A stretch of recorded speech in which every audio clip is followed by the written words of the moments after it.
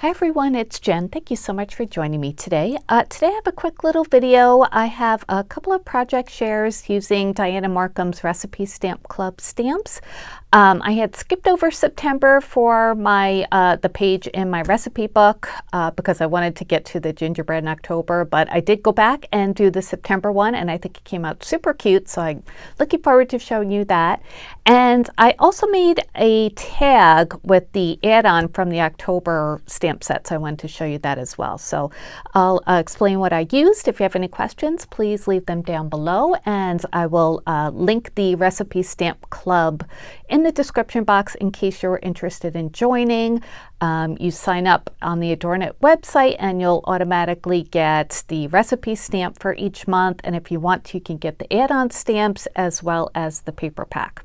So for the first project I wanted to show you, I used the add-on stamp set, and this was from the October release, which was the gingerbread theme. And the add-ons I just love. I showed this before in a previous video, but these are all the stamps that come on the add-on carrier sheet, and they're just so cute. All the little gingerbreads, the basket of gingerbread, the bowl.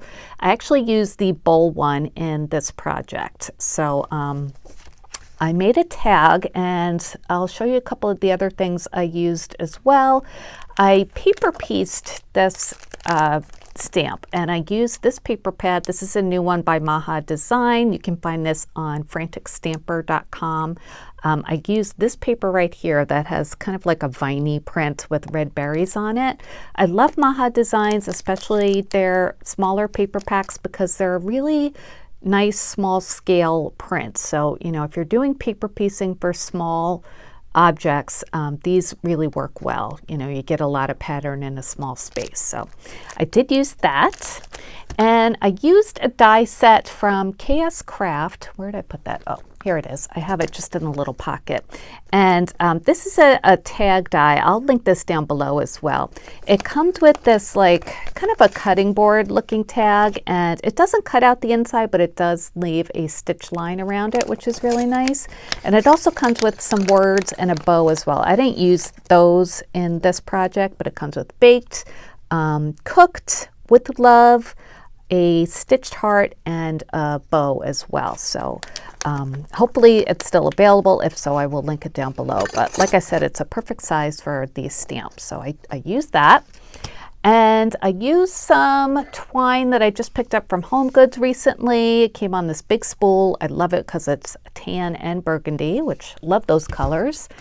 And I used a ribbon from Michaels. This was from last year. It was like way on sale. I bought multiple rolls of this last year. It was, let's see, I don't know, $9.99. I think it was like 90% off or something. So can't beat that. Love this gingham print. So I used that. All right, and I also used a stamp. This is from the main Recipe Stamp Club stamp from October.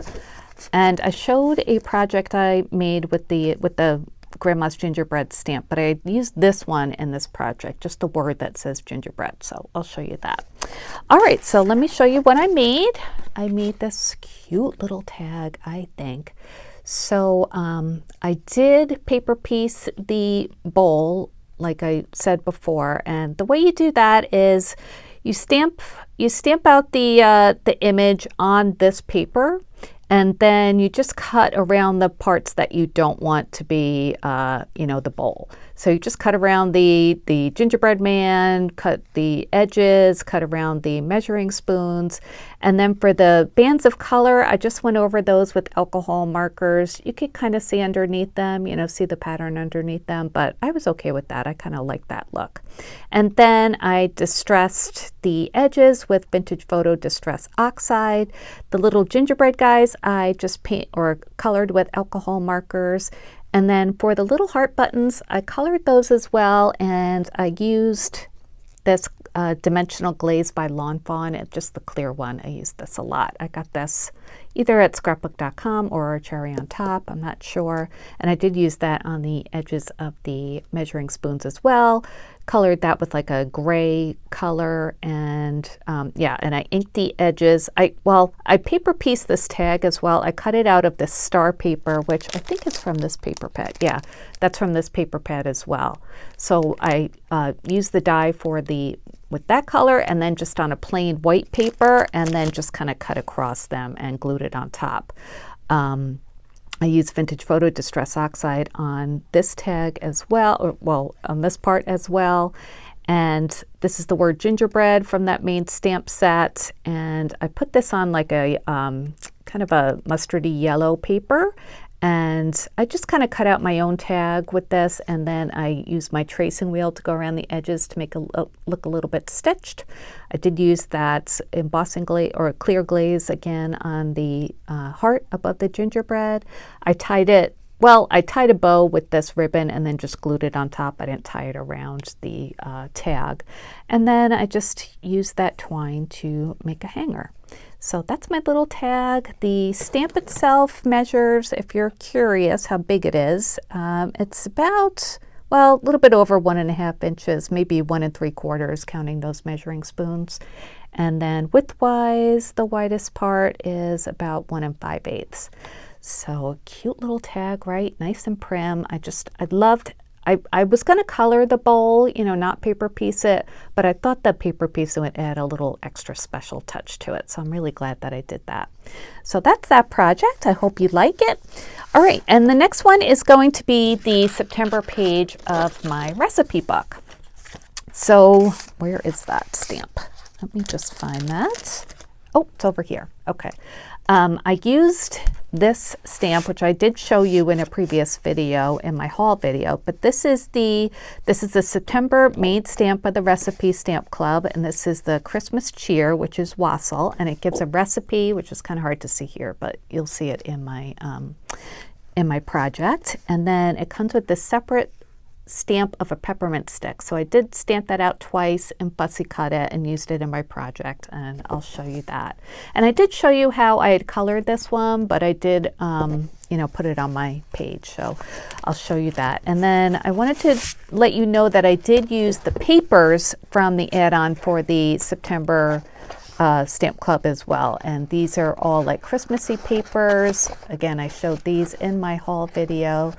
But those are the papers that I used for this project, and I colored the stamp in coordinating alcohol markers. So this is the page for my recipe book, and I really do like how it came out. At first I was going to add this. This is also from the add-on from the September issue of the stamps, but it just didn't really go with the scale, so I didn't add this. I did color it out and fussy cut it, so I figured I'd show it to you.